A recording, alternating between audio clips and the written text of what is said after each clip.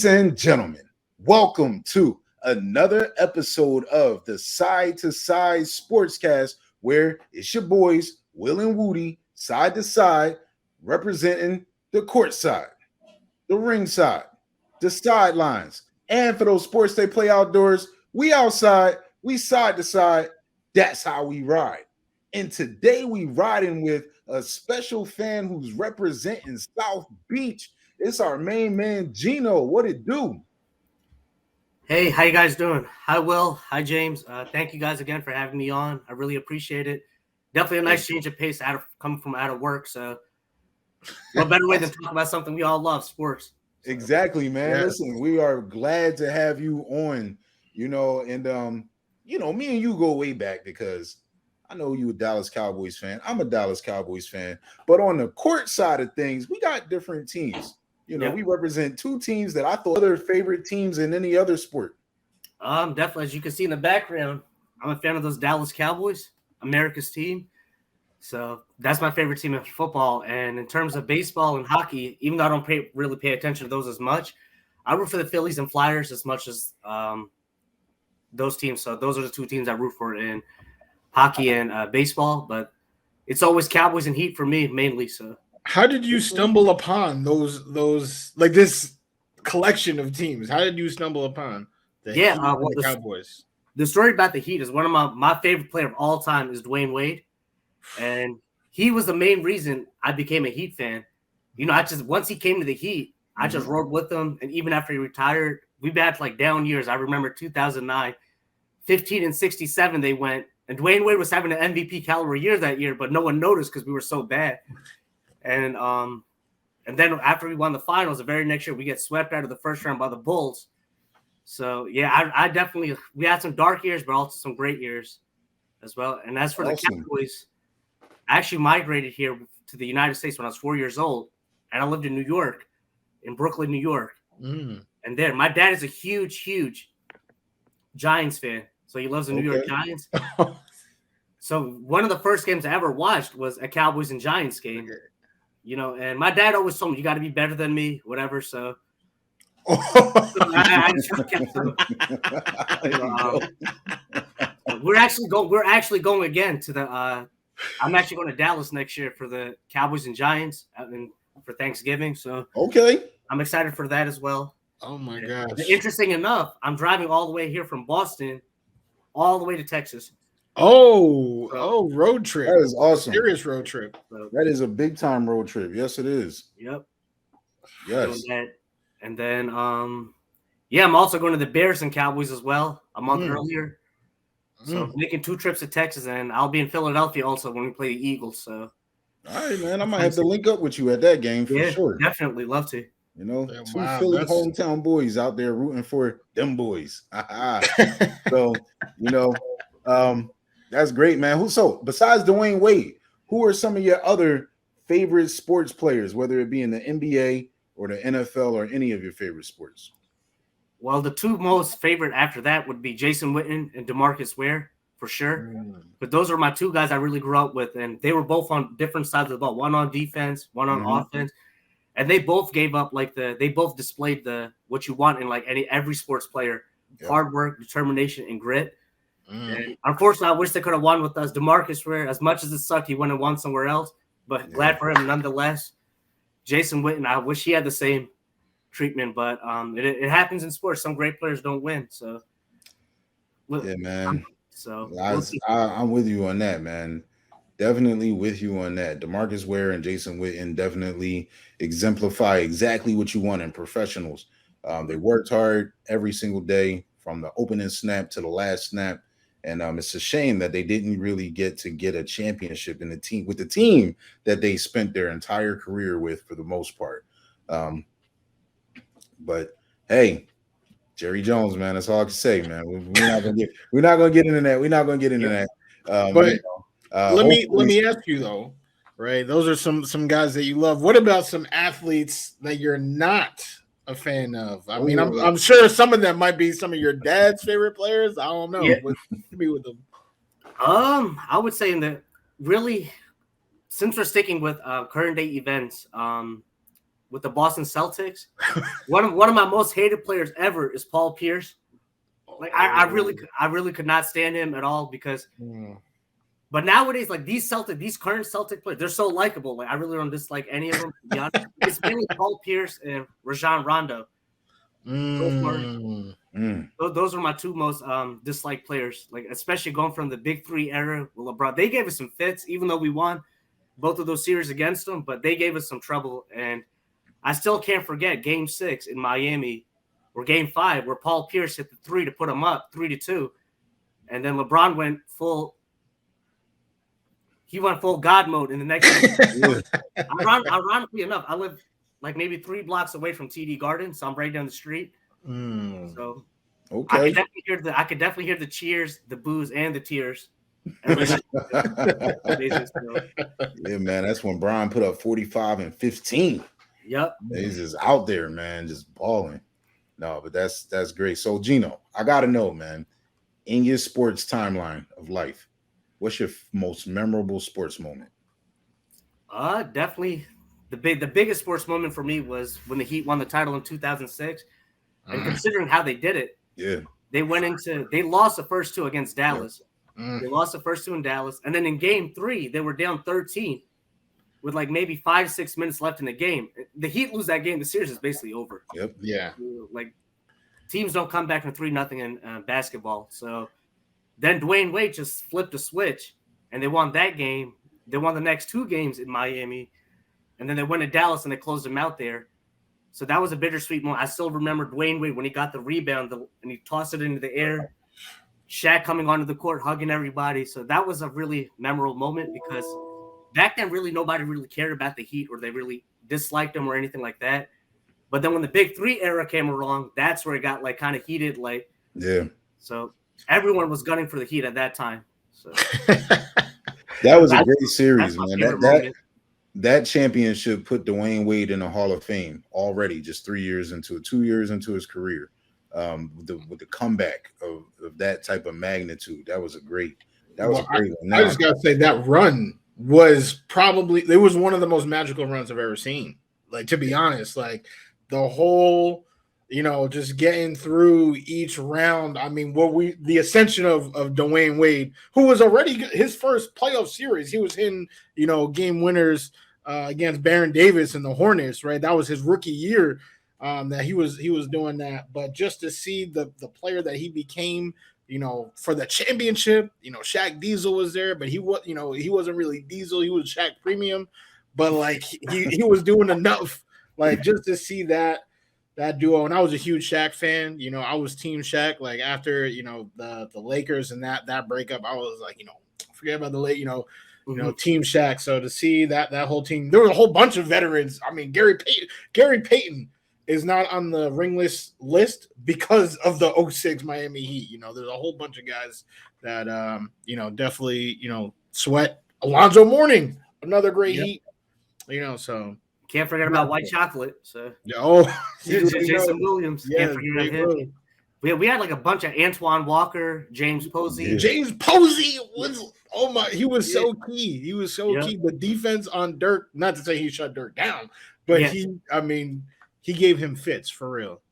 And then also going up back to that 2006 season, even though like they beat Dallas to win the champ, I think the real series that made me really proud was the Eastern Conference Finals beating those Detroit Pistons, because I kind of took that series a little. I was a little kid at the time, but I remember the year before, Miami was up 3-2. Dwayne Wade had to miss Game 6, and the Heat got destroyed that game. The Pistons beat us up in the Palace. And then they had to come back for Game 7, and we lost that one. So I really felt like we could have faced the Spurs the year before, but then that happened. I'm not trying to say if Dwayne Wade wasn't hurt. I don't like playing that story, but it still took a toll on me. And then the very next year, we got him again, and we corrected those demons. And then went on to win the championship, because I think, those Pistons were still pretty good. They just came off a finals appearance against the Spurs the year before, a Game 7 at that.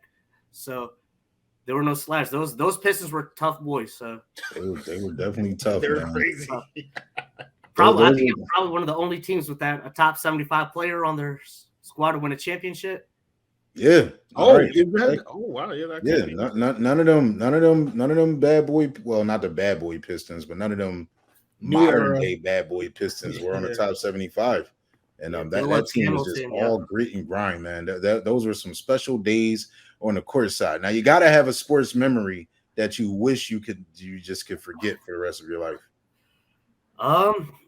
Definitely, I'm gonna switch the gears to football now. I'm pretty sure you guys can guess what I'm gonna say. But I already know what you're gonna say, man. It's gonna be 2014 at Lambeau Field, January 13th. I still to this day, Des caught it. Yeah. That I still remember. The reason also I remember that day is it was also my mother's birthday that day. Oh, I was watching with the fam and everything, and when that play happened, like I pretty much lost my lungs, everything on that play. But then when they took a long time to review it, I was getting more and more. I'm like, when they take that long, I feel like something bad's going to happen. And when the call, even though there was still time left in the game, when that call came in, I pretty much knew, because the way that second half went, I said, we're not going to, if we do get the ball, we're not going to either have enough time or we're not going to even see the ball at all. And that was the case. We didn't see the ball at all. And the rest is history after that. But and the unfortunate thing was, even though we lost that game, that was like where this decline started. That's where Des started to drop off. Yep. Tony Romo, he never got like a good season after that again. Nope. DeMarco Murray, he went to the dark side after that. Yep. And it just fell apart after that. So that's my most, as an adult, like as a more mature sports fan, that one, the one right next to that would probably be 2007 against the Giants in the divisional round. And my dad being a Giants fan, it was the worst. And they went on to win the Super Bowl that year too. Oh yeah, that was it was even worse after that. So that was man. We got some dark days in our past, man. You know, definitely the Dez caught it, and they had the nerve a few years later to admit, oh, by the way, if the rules were the way they were today, that would have been a catch. Man, Dez said it even after the game. Dez said it after the game too in a post-game interview. He said that just leave it as a no catch. I don't want you guys coming and saying it was a catch later on or anything like that, because that would just annoy me even more. Yeah. And they did, like a couple of years later. So, but it is what it is at this point. But it was a great season nonetheless. I wish we could have taken a step further, but it definitely made me feel better seeing what happened the next week to Green Bay. So, well, hey man, I don't know which one of your houses that siren came from, but it sounds like somewhere in the atmosphere the heat is actually on, right? So I think it's a good time to talk about the Miami Heat. Pat Riley, Eric Spoelstra have been there for a long time. In my opinion, this is a dynamic duo as a coach and a front office. We were just talking about the Dwayne Wade days, from beginning to his peak to the big three. When the big three were no longer in Miami, Chris Bosh, we wish you good health. Dwayne Wade kind of dabbled elsewhere before he decided to retire.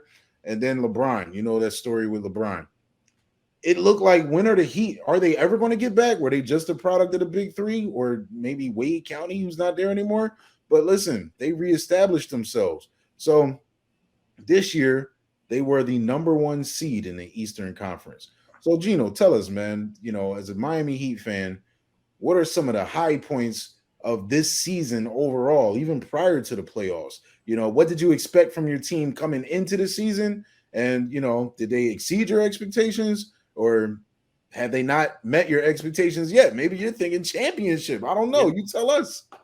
I will say they met my expectations in terms of the defensive side of the ball. They're ranked number 2 in the NBA, right behind the Boston Celtics in defense. And yeah, coming into the season after getting dogs like Lowry, PJ Tucker, and then you also have the defensive player or candidate in Bam Adebayo there. And you know what Jimmy Butler brings already. Mm-hmm. So I definitely felt like we had like a lockdown defensive potential coming into the season. Now, number one seed, that's something I did not see at all, especially with the likes of Brooklyn, Boston, Philly, Milwaukee, all these teams in our same conference, and not the way we did it as well. Because as much as I hate to say, the Heat are kind of old in the starting lineup with Lowry and PJ Tucker. You got both of these guys are north of 35.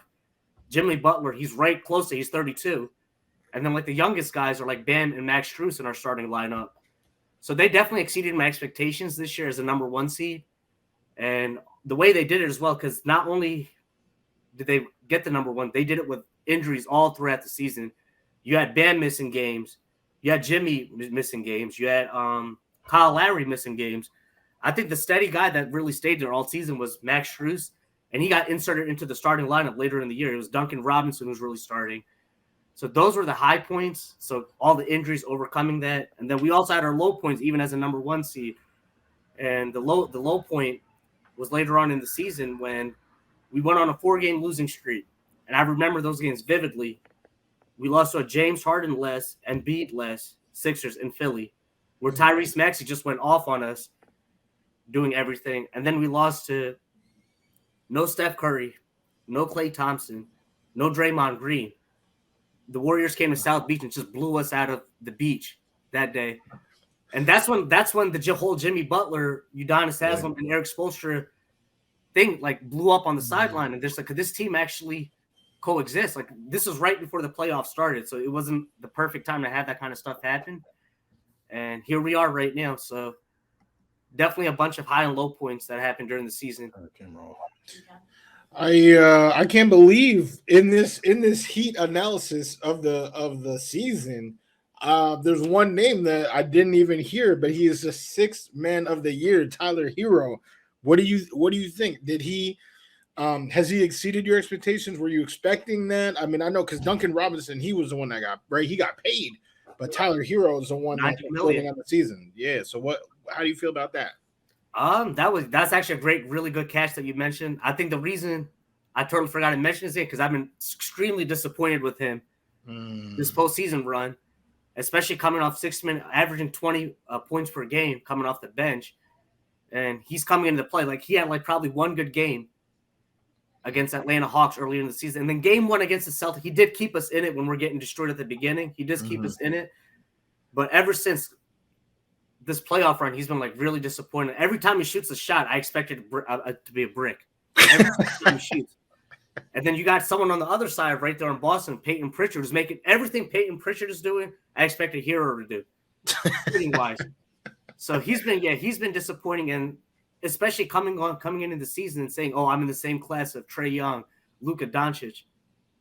Like, when you put those kind of words out there, you got to like actually show up. And then his dad said something coming into the playoffs, saying like the Heat wouldn't be where they are without Tyler Hero.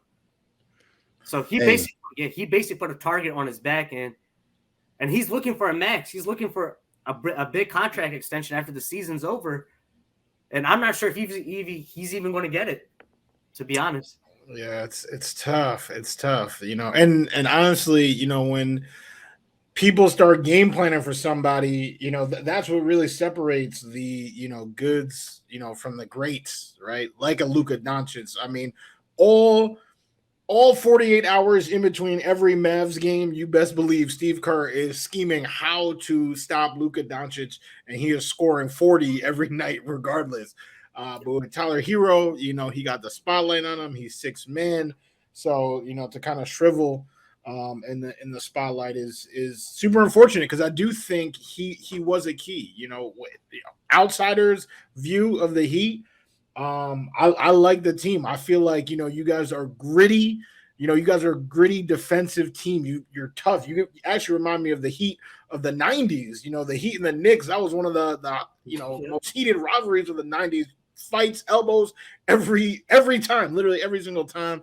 And you guys are a physical bunch. Obviously, Jimmy, don't play no fool. You know, he is a dog. If I've ever seen one, you know, one of the toughest players in the NBA leading that team. Kyle Lowry kind of, you know, he has some dog to him. Like, I actually was expecting a little bit more from him as a playmaker, you know, because I think something that hurt the Heat of old, and that, you know, kind of are hurting this Heat, is the lack of offensive explosion. I feel like defense is locked down, but that's why Tyler Hero, if you got a guy, or Duncan Robinson, who we thought was a guy who can come in and, you know, get 20 points off the bench, that would be great. But you know, if we're going off last game, it looks like Oladipo, like somebody has to come off the bench and score points. And I don't know. I feel like, you know, there's just a lack of consistency there.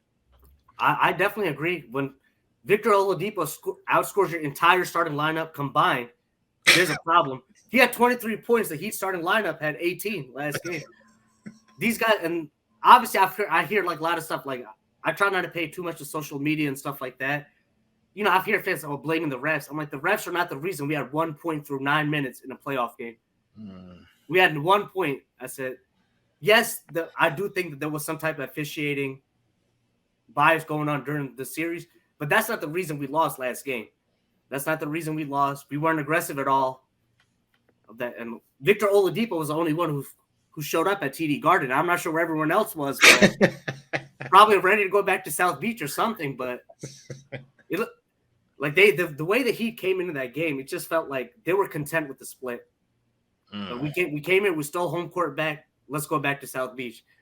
And something, you know, as a player, I just can't understand that. Like, you have a chance to literally end these guys and go to South Beach and probably put a nail in the coffin there. But we gave the Celtics life now. You know, it's not – home court really doesn't matter this series, if I'm being honest with you, because the Celtics came into Miami and blew us out of the water, and we got in the last game. So neither team can feel too comfortable being at home. True. So that's why this series – let's talk about this series. Let's talk about the conference championships overall. But while we're here talking about Miami, let's talk about this game in particular.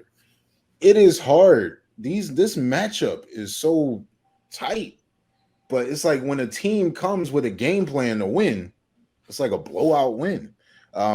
You nailed it. Tyler Hero has definitely not been a hero at all. You know, they need to put the back signal out there for him or something, because he was doing a lot of talking in the offseason about the status that he deserves to be ranked in. And this is where you make your money. This is where you do it, right? You got to have big games in the playoffs. And he hasn't. Does he have it in him? We'll see. But he's got a growing injury now. That's going to be tough. You know, both teams are pretty banged up overall. So it really comes down to Eric Spoelstra versus Ime Udoka. Of course, the players got to make plays, but, you know, the adjustments in between games is what has been making this go on a seesaw up and down right now. So I want to ask you, Geno, what is your confidence level after the last game? I mean, it's one game at a time, but what's your confidence level on a scale of 1 to 10 going back to South Beach and going up 3-2? I would give right now on a scale of 1 to 10, I would say a 6 at this point. Like, I feel I'm on edge. Like, I definitely feel like going back home, because we were in a very similar situation. What happened last series versus Philadelphia, where we went to Philly, we just shot ice cold. We couldn't do anything out there. Then when we got to South Beach, it kind of picked back up. So I definitely feel like being in front of the home crowd, the nice weather, everything. I just wanted to get out of TD Garden, to be honest with you. I didn't want to be there anymore. Yeah, it'll be nice to see you. The less green we see, the better. See this nice weather out there. So I'm definitely ready to get back there. But I'm definitely not sleeping on the Celtics. I told like a bunch of friends who are Heat fans before the series started, I was saying Heat in 7. I figured the Heat would win the series in 7. And, you know, you have some homers that would say, oh, Heat in a sweep or Heat in 4. I said, these guys are no joke. I said, these Celtics are no joke. I've seen what they did to Brooklyn. I've seen what they did to Milwaukee. Even during the regular season, I saw them beat my team in person in 30 at TD Garden. So these guys are definitely gritty. They're similar to the Heat. They're well coached. They play great defense. The only difference is the Celtics are pretty young compared to the Heat. I would say they're much younger. The only veteran they really have on that team is Al Horford. So they're really well coached, and they play very good, similar style as the Heat. But I definitely feel confident that we could come and grab a W. But I would not be surprised if Boston comes in and steals another one, because that's the way the series has been going. Every single game has a 20-point lead in there at some point, whether it's Boston or Miami. One team leads big during the game. No, a few weeks back, I actually called that this is going 7 games. And the way I said is it's going to split in Miami. It's going to split in Boston. And then both teams are going to win on the road.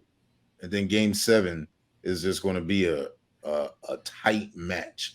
You know, I actually picked, just to be honest with you, bro, I picked the Celtics against. I can't stand the Celtics. But look, Yeah. because of the way Bam Adebayo in the bubble playoffs blocked Jason Tatum, I just felt like in a game 7 this year, Jason Tatum, since he's sparking, is going to get his revenge. He's going to have his big Jason Tatum moment.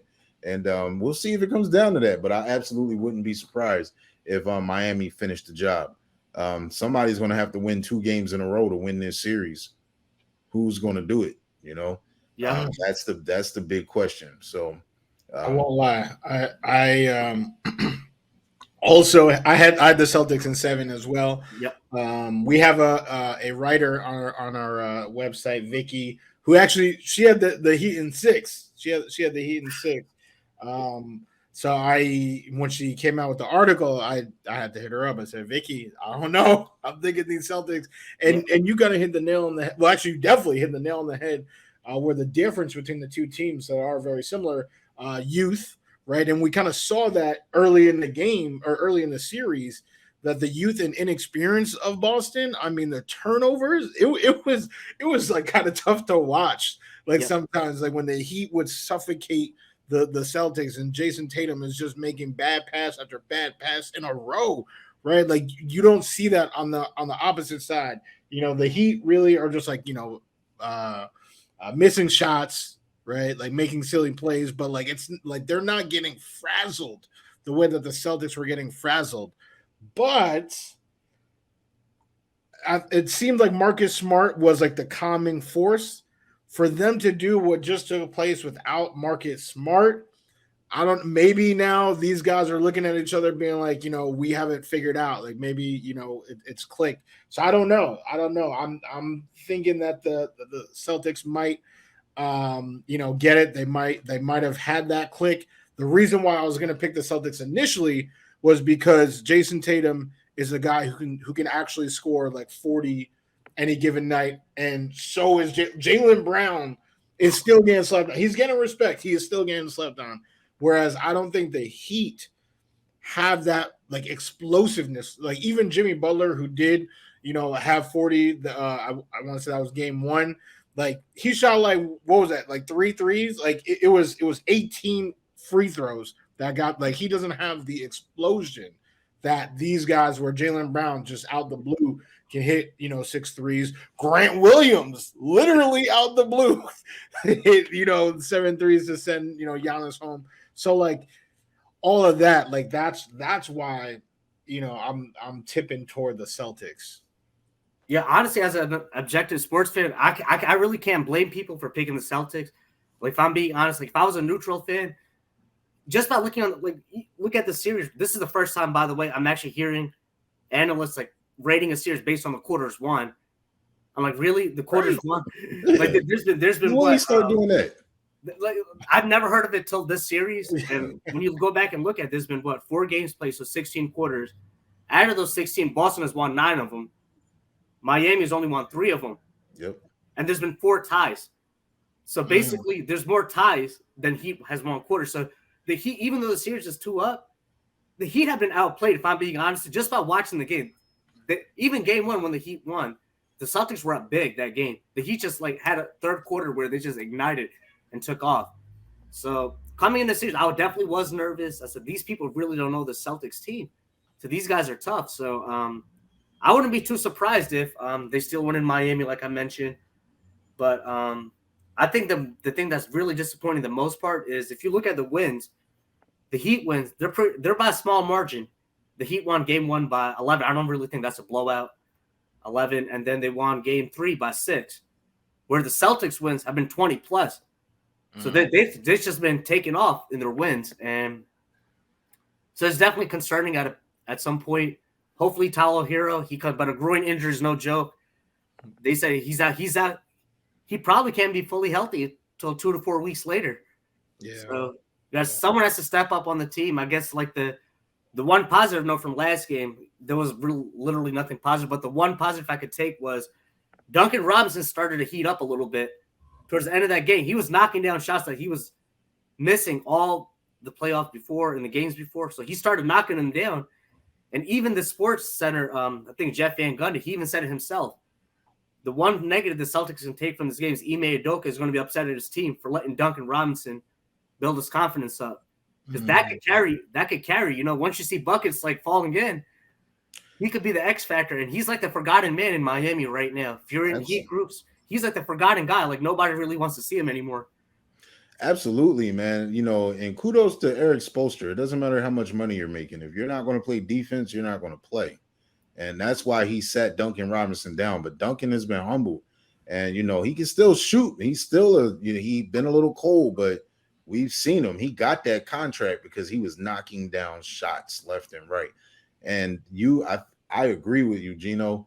I think the key to victory for Miami in the next game, in game 5, is for Duncan Robinson to get hot.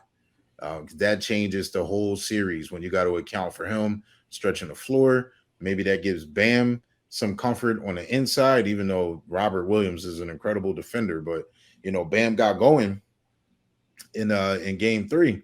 So, you know, if you got a man out there knocking down shots, man, it'll definitely be a lot easier for you to get going.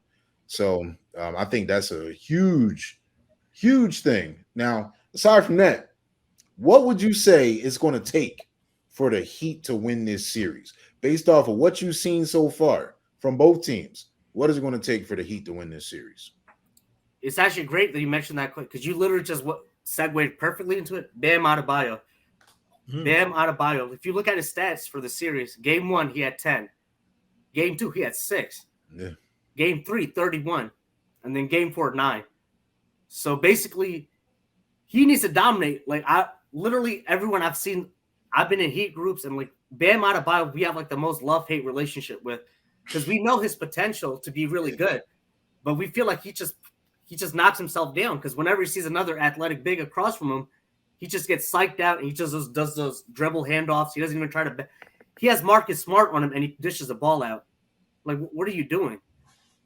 You're like 5-6 inches bigger than him. Back him down. You think Joel Embiid is going to dish that ball out if you see someone that's small on him? Like, that's the thing that frustrates me the most about Bam Adebayo because whenever he sees an athletic big across from him, when he sees like a Jokic, an Embiid, a Robert Williams, or a Rudy Gobert, whenever he sees these kind of guys, you kind of see the games. Like throughout the season, that's something Heat fans have caught on to, that little trend. When he goes up against another athletic big that's better than him or just as good, he fizzles out. He doesn't have that mental toughness. So I really want to see him because Jimmy Butler needs help. Like after the first 2 games, he needs help. I need him. I know what to expect from Jimmy. He's going to bring it. I know he's going to at least try to bring it.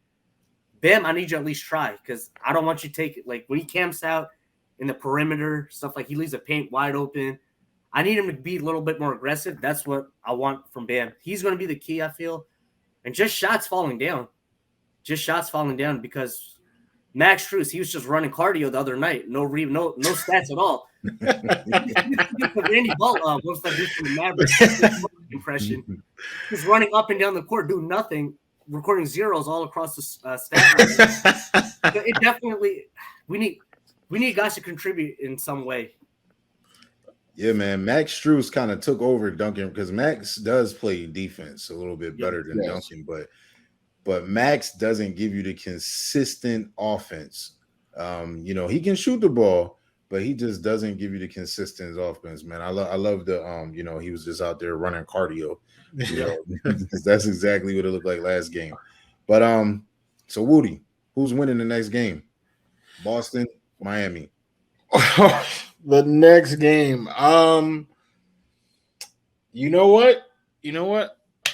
Go Heat. I'm Geno. He's hyping me up. I'm thinking Bam. All right, we need that mental toughness. I mean, they're such a tough, Kyle Lowry, I think, is a dog. Jimmy's a dog. They have dogs up and down. I mean, even Strus is hungry. You know, he's hungry. Oladipo on the bench. You know, he's out here.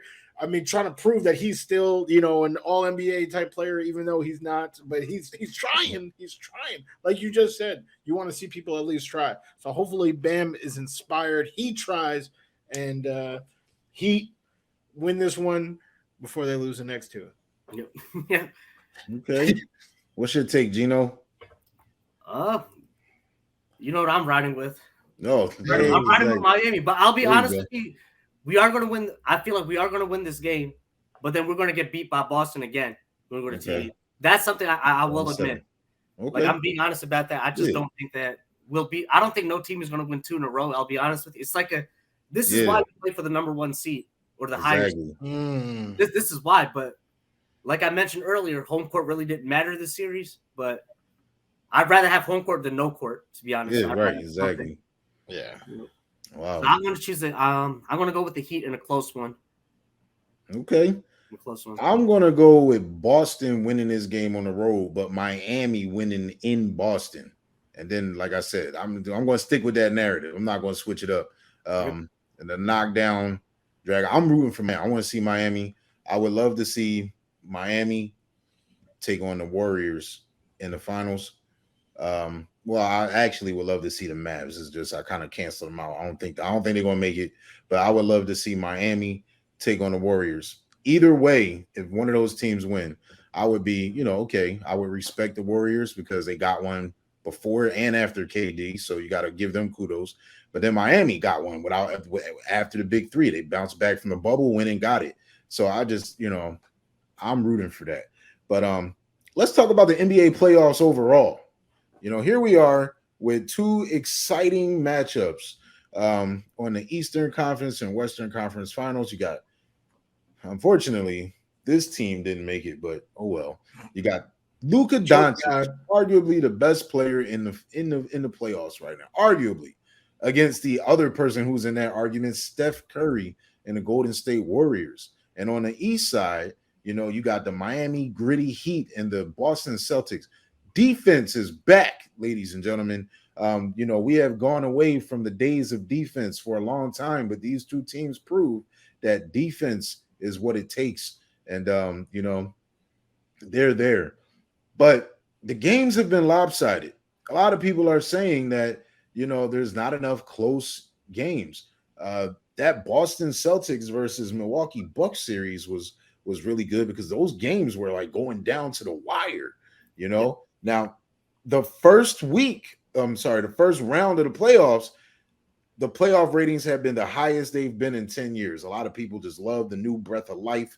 A lot of new teams in the playoffs, so it got higher ratings. Maybe Woody has checked the ratings. Will Gaddy has not. But the narrative from a lot of fans is that the playoffs right now are not too exciting in the NBA just because the games are so lopsided. So what do you fellas think? If I had to rate these playoffs on a scale of 1 to 10, overall, I'm actually not bored. I gotta say, I thoroughly enjoyed it. I'm going to give it an 8 out of 10. I know the games have been lopsided, but I just love the strategy in between games. I hate to see teams that just jack up threes. Like, that's why I'm glad that the Utah Jazz are out of there. That's why I'm glad Mike D'Antoni's not in these playoffs coaching anybody, because I hate you get to the playoff game and your team shooting 50 plus threes in a game. I can't stand that basketball philosophy.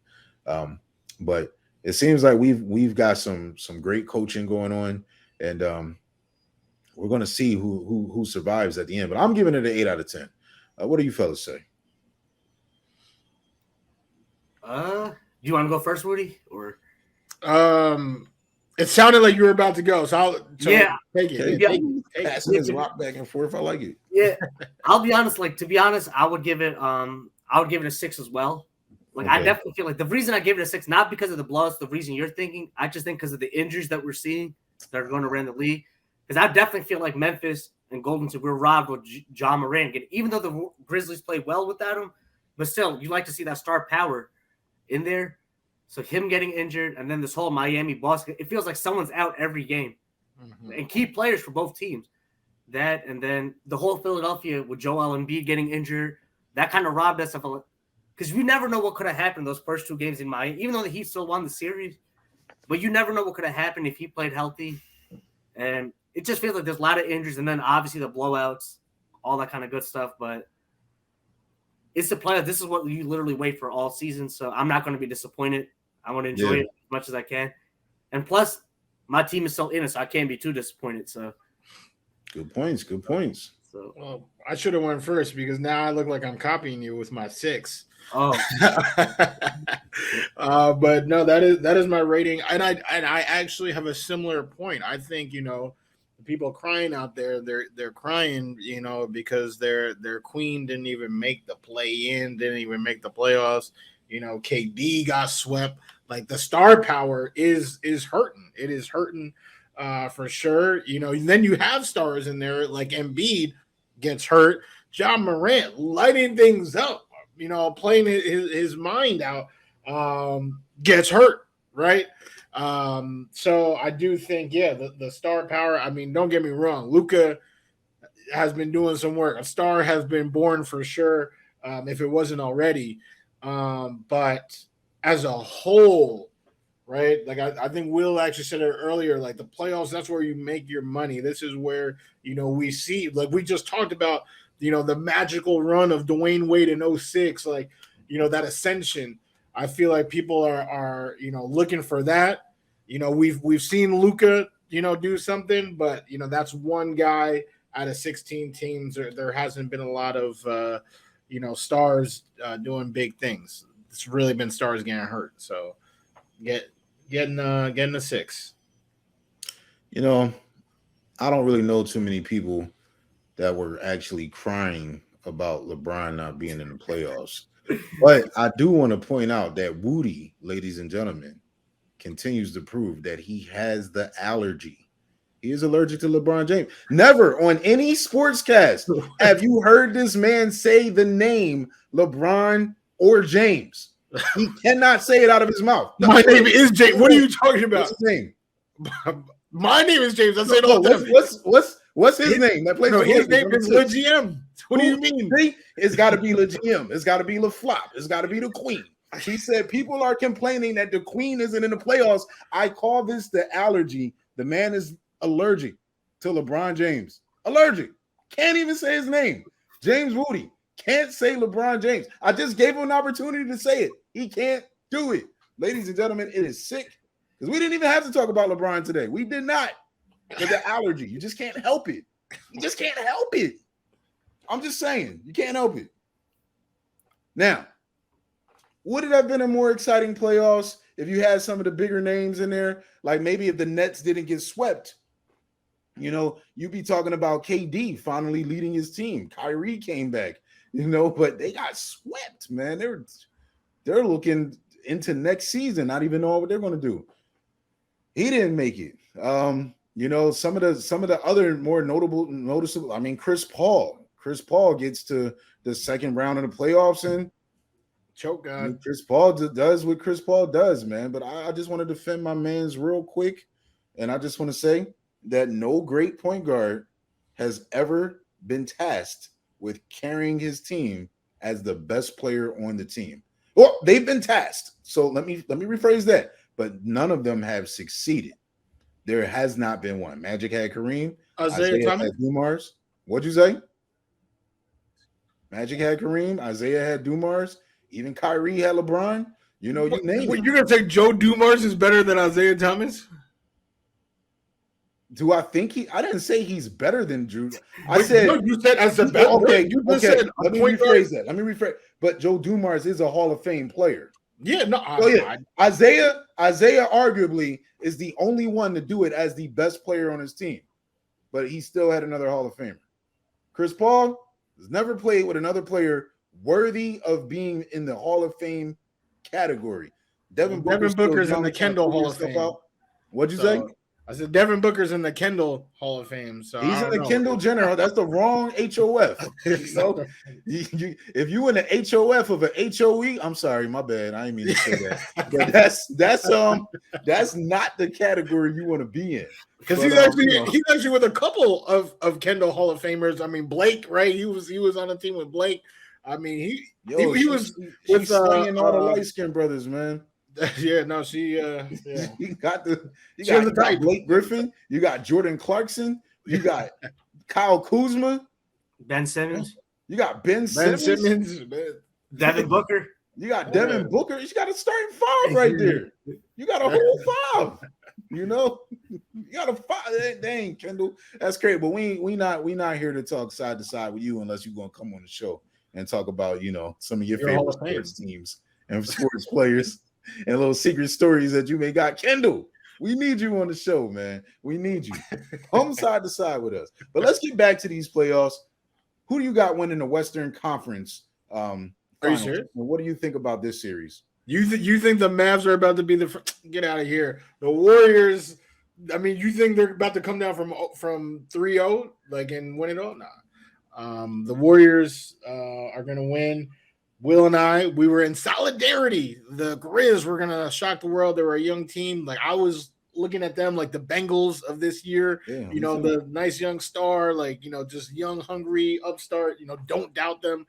But then when the Warriors came in, I'm talking about like first round, not when they were matched up, but that first round, I'm like, this team is hungry. When Steph came back from his injury and Clay, I just feel like they have too much to prove. There are too many people out there that have the audacity to say that their dynasty is somewhat owed to Kevin Durant, who was there in the middle of the dynasty. Yep. And I just think they have so much to prove. Klay Thompson didn't make the all 75. That still burns him up. He wants to prove that he is an elite talent. I feel like his entire career he's been trying to prove that he is not just an athletic Kyle Korver. Now here he is playing two-way. He was playing good defense against Luka.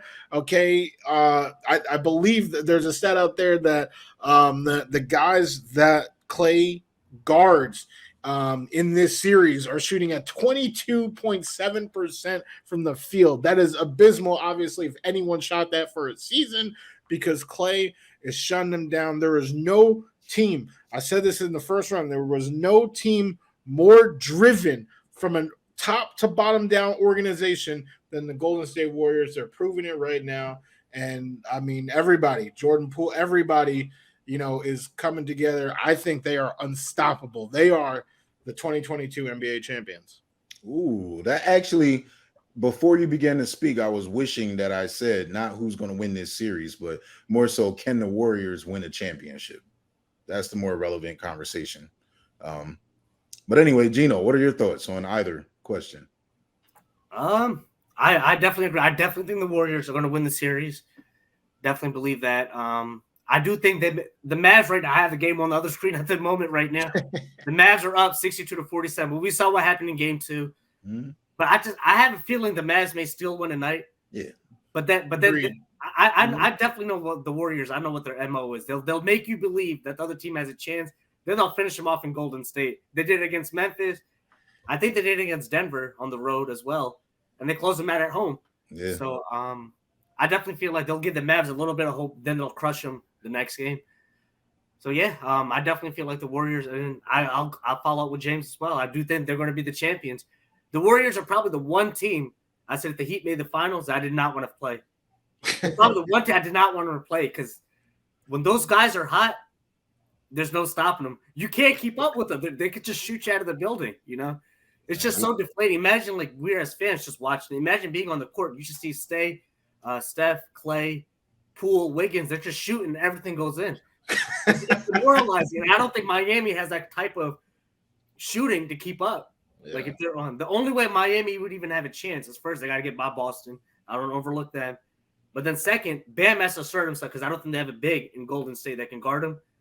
So that's the only way. But Bam, the most he could do is 2 points, whereas Steph, Clay, and Wiggins and Poole, those guys could get you 3 every shot, So it's definitely scary. The Warriors are probably the one team I did not want to face. And I definitely feel like if I'm a Warriors fan, I would prefer to play the Heat over the Celtics, if I'm being honest. Because the Celtics do have like some type of elite defense, or the Heat do too. But I feel like the Celtics defense would give them much more problems than what the Heat defense could. So, yeah, I think the Warriors win the NBA title. And it's unfortunate, too, because I did have the Heat and the Suns in the finals coming into the playoffs. I definitely feel like we have a better shot with the Suns than the Warriors. But it is what it is. God. But I can't feel but happy for the Warriors as well, for just like you said, James, for Klay Thompson. Missing the last 2 years, especially him coming back and then getting hurt again. Yeah, I felt bad. He's one of the likable guys I like on Golden State. Definitely. So I'm definitely happy for him. And then Steph Curry, you got a guy who couldn't win a play-in game last year, on the brink of getting his team to another finals. So the Warriors. If it wasn't a debate already, like we already said, KD didn't need to join that team. They already won with that, so they're proving it again. If it was a debate before, which is definitely crushed now. So true. So that's true, man. That is true. Listen, dude, you are definitely. We're talking about a dynasty here. I even said that my Phoenix Suns, before they got into the playoffs, I just didn't want to play Golden State. Even though I picked Memphis to go through the East, I just didn't want to play Golden State. You're talking too much legacy, and they all have a chip on their shoulder. And it's not just about Steph, Clay, and Dre wanting to go back. Andrew Wiggins wants to prove that he was worth the number one pick, and he just needed an actual good team with good structure on there. Right, Andrew Wiggins has been a great player for the Washington, Golden State Warriors. Wrong W word, right? He's been a great player for them.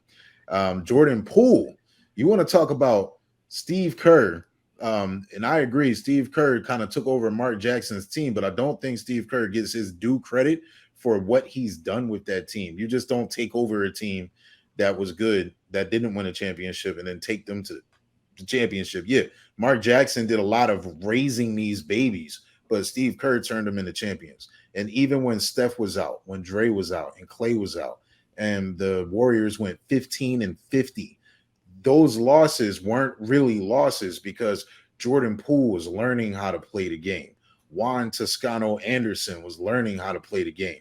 They put themselves in position to get a draft pick of a Jonathan Wiseman, and then they made some great moves, and then they got Kuminga in the fold. I'm sorry, that was the year where they wound up getting Kuminga. One way or the other, those losses turned into setting up their future. This is the only time you'll see a team rebuild without getting rid of their core, their older core. And I think that this is a year they see it. They got a chance to do it. They're not going to face KD. They're not going to face LeBron. They're not going to face Kawhi. Let's go get it. Let's do it. And I think Golden State is going to take the championship this year. And we'll see what happens. Maybe KD will ask to go back. We'll see. Yeah.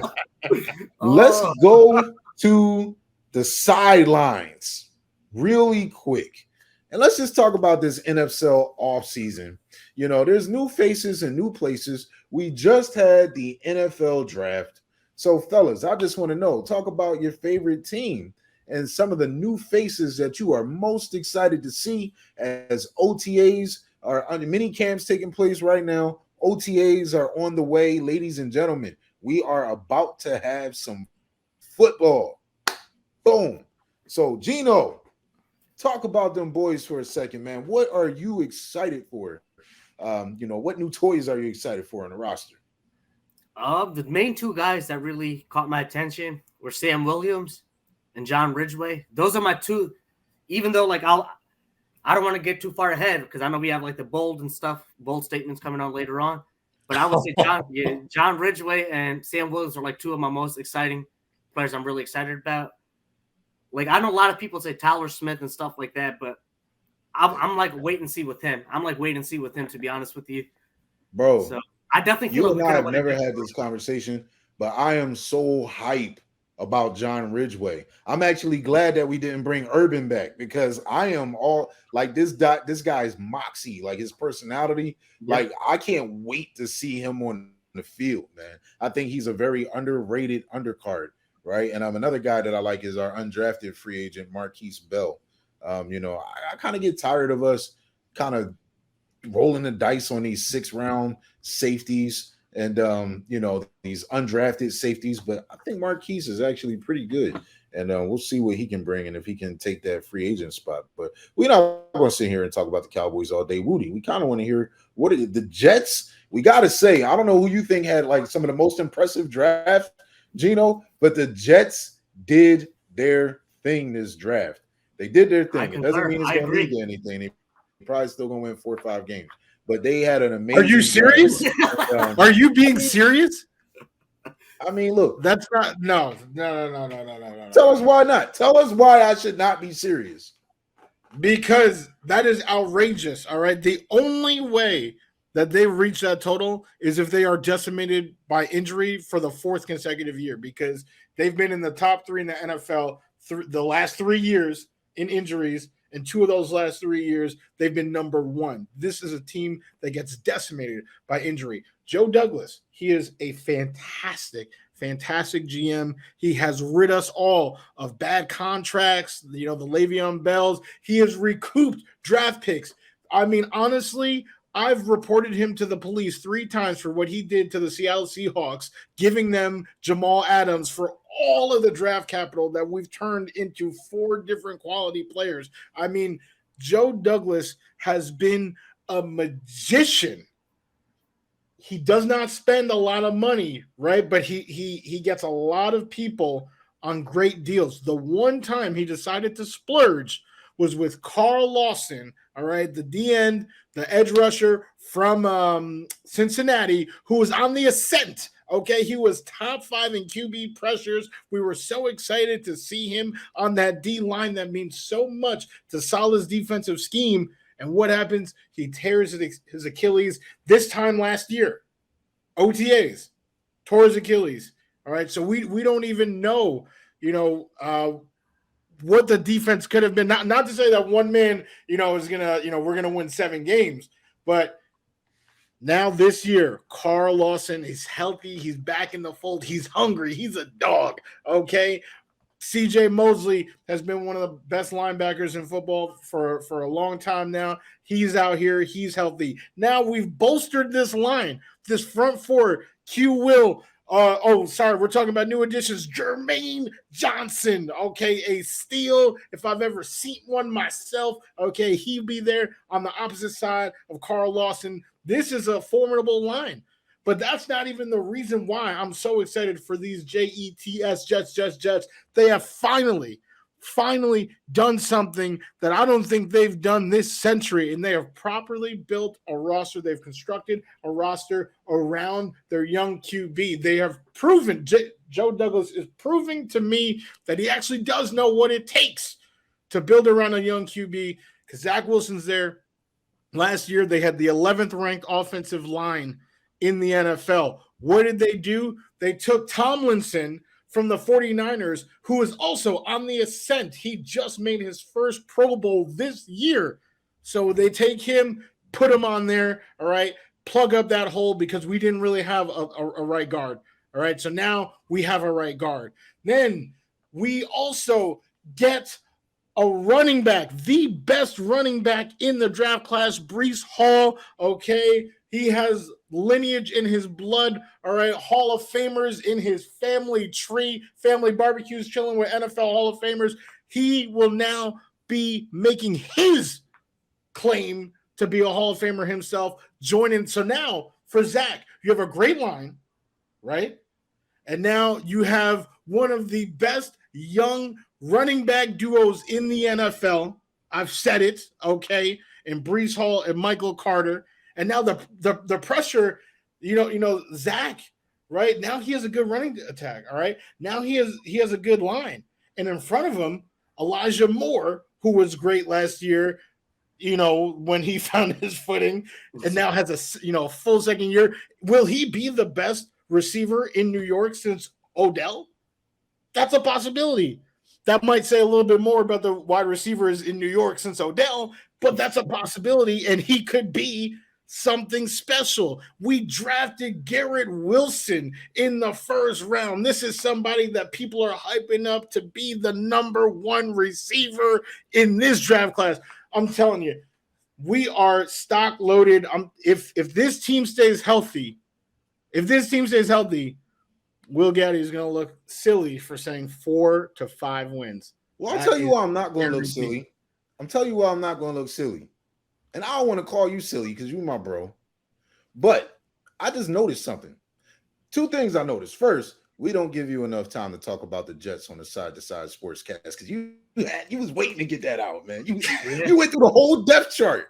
It gave us the highs of every single player at every position. You went through everybody, but you didn't give your raving feedback on the most important position on the field. And I don't want to ask you why you didn't do that. But if your confidence is not as high in your quarterback, you're looking at a 5-win team, because you can have all the gadgets, you can have all the stuff you need in the right place. But if your quarterback can't be trusted, you can't get to the next level. That's the story in the NFL. So I'm just saying, Zach Wilson, I agree. Well, I'm reading this ticker and it says new edition. So I'm looking at the new, I'm thinking about Bobby Brown. I'm about to sing Candy Girl. I did not know that, we could talk about the returning sophomore. You talked about Carl Lawson. You talked about Michael Carter. We haven't seen Carl Lawson play. We haven't seen Carl Lawson. Like, he will literally play his first game as a Jet this year. Carl Lawson is new. I'll give you that. He did not play. He did not play last year. Yeah. So, I mean, his first game is this year. But, Zach Wilson, I have faith in Zach. See, and this is what I have faith in, because I truly don't know. Like, is he, Jets fans, they're the absolute worst, right? Every single time a QB throws more than like 15 picks, they're like, oh, well, Peyton Manning, threw, 27 picks in his, rookie year. He also broke the rookie TD record. Zach Wilson had nine TDs. Okay. I'm not speaking German. That's the amount, 9 TDs. Okay. Zach Wilson, and now they're trying to say, sophomore leap. He's, Josh Allen, sophomore leap. What? But what I can say is that we did build around him correctly. And like Baker is a pretty good example of somebody who came in, big arm, accurate, a little undersized. But what did they do? They built a line. They gave him one of the best running back duos in football. And, their defense, they have someone like Myles Garrett, playing good D. And what they made the playoffs for the first time in how many years? They actually got a playoff win.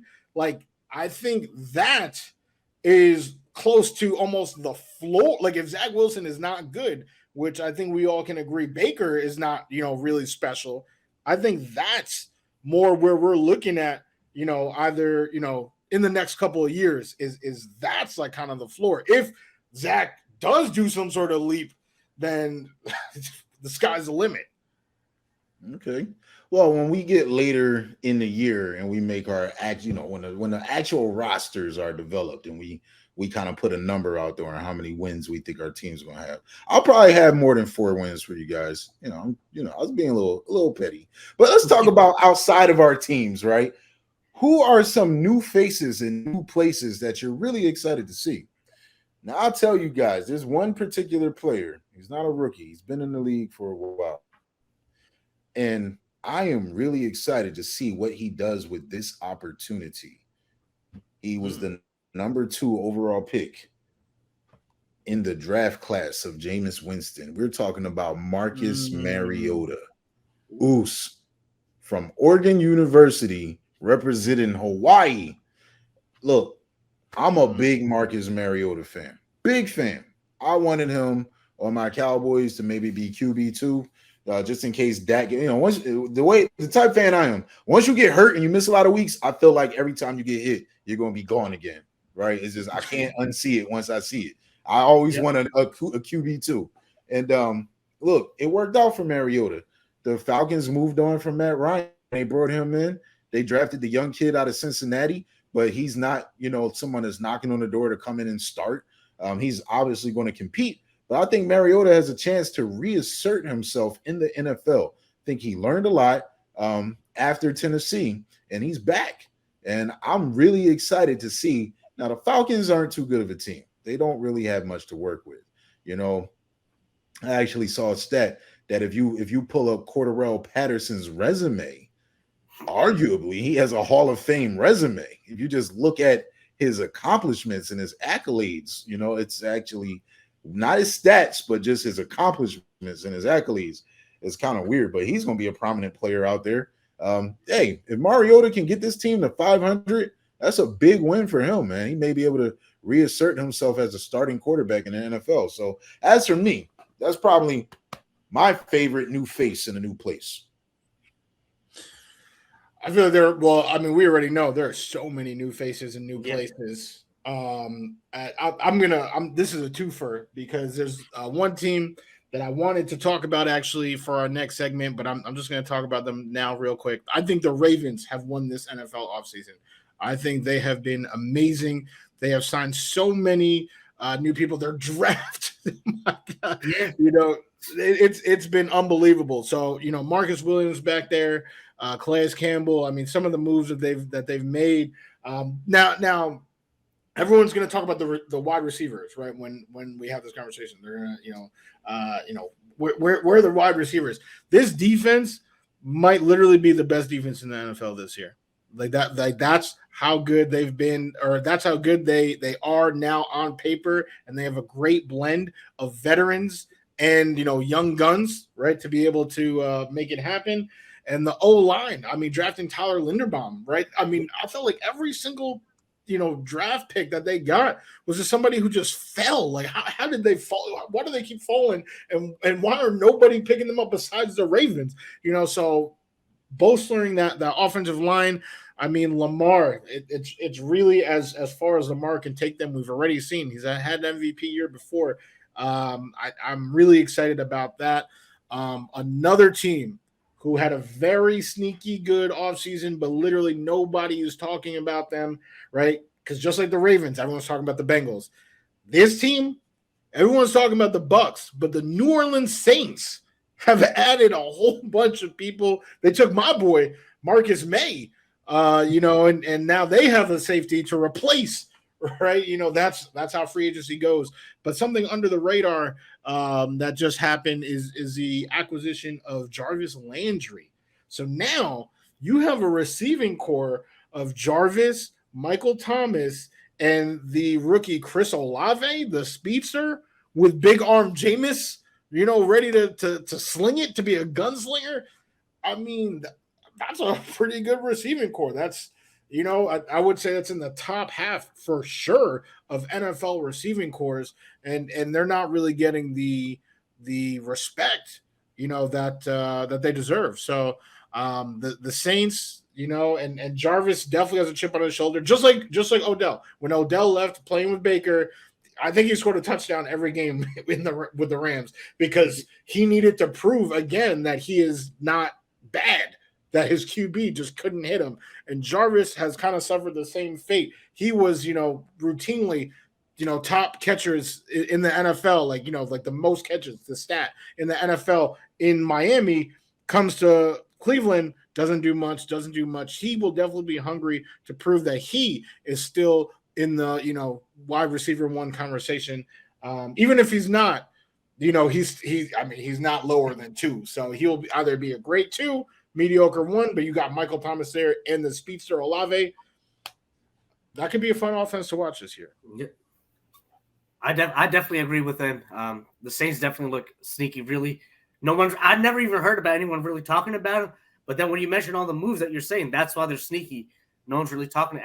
Everyone's all obsessed with the Eagles and all these other teams. But yeah, I think Jameis Winston is probably one of the main reasons, because I still think that people don't believe in him as much. But he has the toys now to make it work. So. Hey, that's the Saints. You really nailed it, man. The Saints have done a lot, and it is very sneaky. And that is certainly a team to watch out for there in the NFC South. So let's do this. It's 4th down, and it's 4 to go. Now, normally in this NFL game situation, you would prepare for your team to get ready for a punt, unless you got aggressive coaches like the Bill Belichick's, the Doug Petersons, the Mike McCarthy's, and a lot of coaches last year were actually going for it on 4th and 4. So what Will, Woody, and Jeeno are going to do today is we are going to claim a statement that we feel is a bold statement, And the rest of our cast is going to decide whether you're going to go for it, meaning you agree with that narrative, or nah, son, you're going to punt it and play it safe because you can't get with that. You're not even going to take a chance. I'll start us off.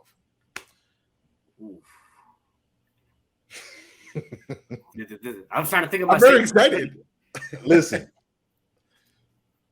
and I'm going to tell you right now that Mitch Trubisky is going to lead the Pittsburgh Steelers to the wild card. To the wild card. To the wild card. This season, Mitch Trubisky as the starting quarterback in Pittsburgh. What we doing on fourth down? I'm calling Brian Anger to come out. Brian Anger to come out. I'm Pro Bowl punting that. I'm calling Brian Anger out. Honestly, the only reason the Steelers had a great offseason as well. The only reason I probably punt it is because who's in their division and the powerhouses that are in the AFC. Like you got the Super Bowl runner-ups in there, the Bengals, and then Woody saying about the Ravens how they're doing well. That's two teams right there, and then you can't even sleep on Cleveland either because they got Watson, Amari. So it kind of scares me a bit, you know. And then the AFC West, how their division's stacked up. So it's just absolutely crazy. Hard to believe they make it a wild card. You know, maybe if they win the division, they could. But as a wild card, it kind of scares me a bit because there's so many good teams in the AFC. Yeah, that's a good point. Woody, what do you think? I see what you're saying, and I actually wholeheartedly agree that Mitch this year is actually probably better than Ben last year. Najee is also probably going to be better. TJ Watt is a boss. I mean, they have a good team. I also am in the minority of the Bengals hype. My 4-4 is almost that they don't make the playoffs. So I'm literally right there with you. Like, you know, can the Steelers, because that's totally possible. But to Geno's point, I mean, those Browns, you know, Deshaun Watson, we're still waiting. You know, if they say, you know, Watson is missing 10 games, then I'm actually going to go for this. I'm going. I'm with you, Mitch. You know, we're here. But I feel like it's going to be less. I actually feel like it could be no games, to be honest with you. So I got to punt. I mean, I wish I could like fake punt and like go. I got to punt. Oh man. Well, I'll tell you, man, that's a good point. You know, Woody, because I put this narrative out there, but I didn't say what I was going to do. Now, if I am going to punt, I'm going to pass it. You know, I'm going for it the most aggressive way. And I'll tell you why. You know, fake punt is the call, right? We're not going to line up and just go for it like, we going for this. You can't. We're going to get these 4 yards. We're going to do some little trickery, dickory, dock, okay? And Mitch Trubisky, you are on the clock, man. I think he's a good quarterback. I think he started too soon. He didn't have a lot of college game experience, and he got thrown into Chicago right away. He went to Buffalo last year. He was part of a team that was winning, and all you hear is how everyone respects him. Even Josh Allen, the players, they love him, you know? And some of their free agents even went to Pittsburgh because of him. And to me, that just says a lot about Mitch. I feel like this is his breakout year. I'm not saying he's going to be one of the best quarterbacks in the year. I'm just saying this is his breakout year. You know, he had his breakout game against the Cowboys on Monday night. We was crying, Geno. We remember that, right? But he's about to have a breakout season. This is his time to prove it. And I think it's going to be a tough division. You know, I always say that this AFC North is the best division in football. You know, arguably right now, the AFC West. Last year, the NFC West, but the AFC North is always in the conversation of the competition. They go hard in that division. The Bengals were a surprise. I don't know if the Bengals can repeat. You know, you can never predict injury, but if all things are healthy, I just think Mike Tomlin and the Steelers, man, Mike Tomlin, it's not too often he goes below 500, and he's in. This is his post Ben Roethlisberger era. but he's won with backup quarterbacks. I just think that the Steelers are going to find themselves in the playoffs. You know, they might win a tiebreaker against another team, but I'm going for it. You know, Steelers going to find their way in the playoffs, but you know, what's your fellas' narrative? I'm still thinking about mine. This is a really tough one because I don't want to say something that's too obvious. That's a really easy. That one was bold. I'll give that the Trubisky one. That was bold. I'm trying to think of something that I can so anger. Well, why are you marinating on that? Let's hear from Mr. Woody. Absolutely. So my narrative is simple. It's 4 words. Well, actually, I guess the last word is an acronym. Matthew Stafford wins MVP. Of this year, obviously. Well, I mean, what year would you be talking about? I don't know. Just in case. Okay, you don't have any questions. Man, look.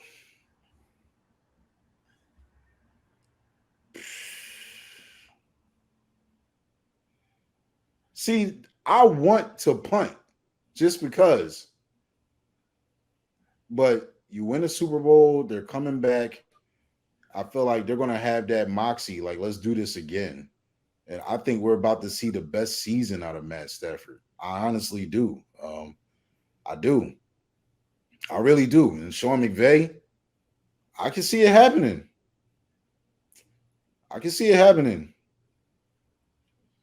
But it ain't going to happen. Inside the 10. Nailing that thing right where it needs to be.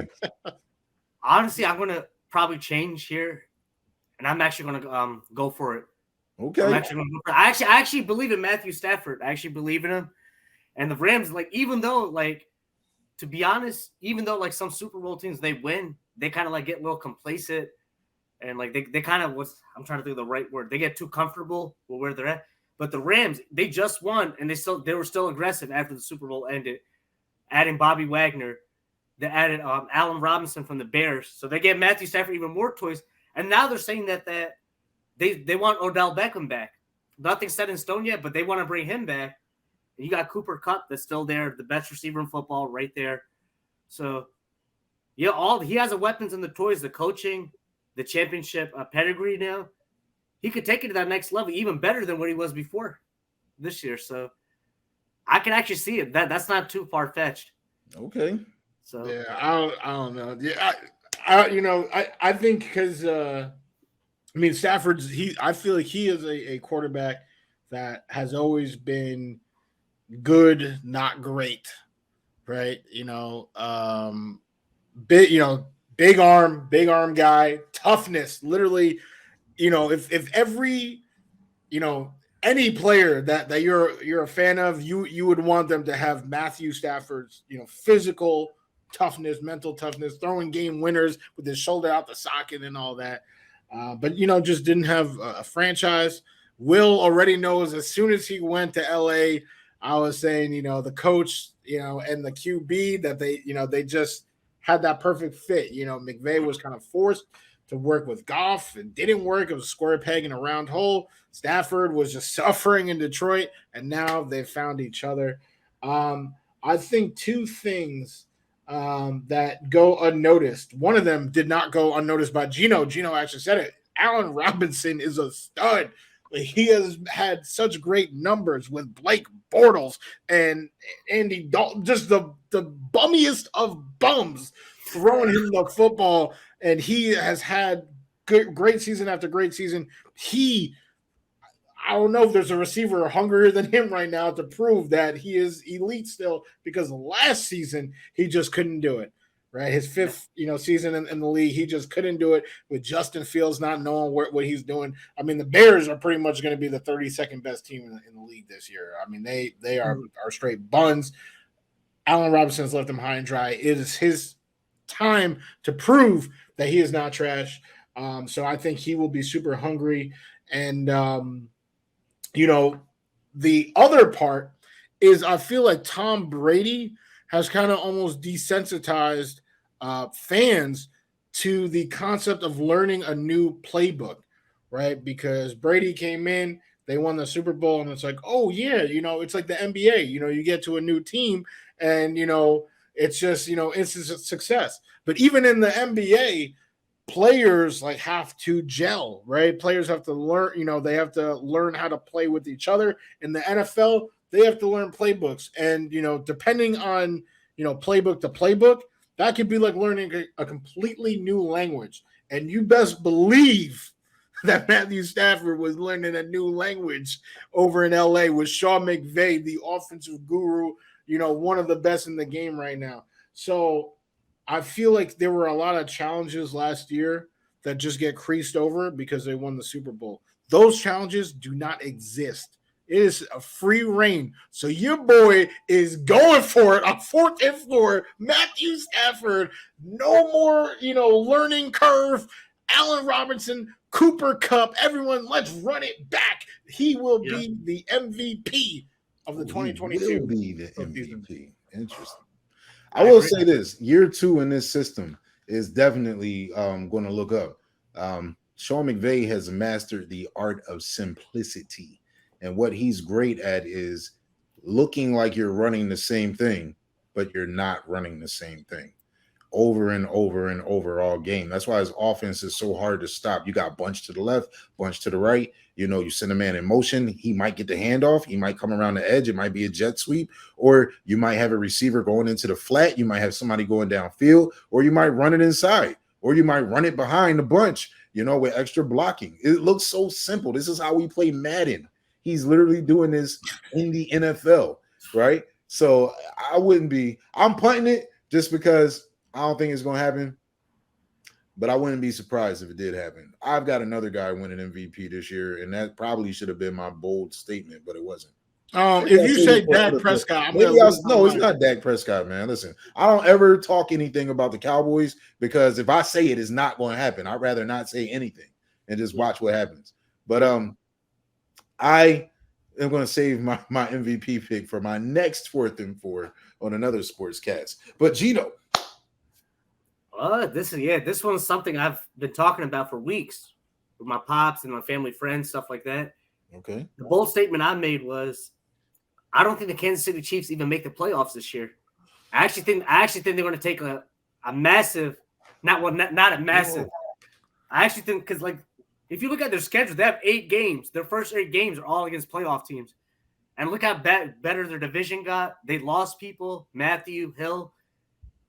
I actually don't even think they're going to win they're going to make the playoff, even as a wild card. I don't even think they're going to make it at all.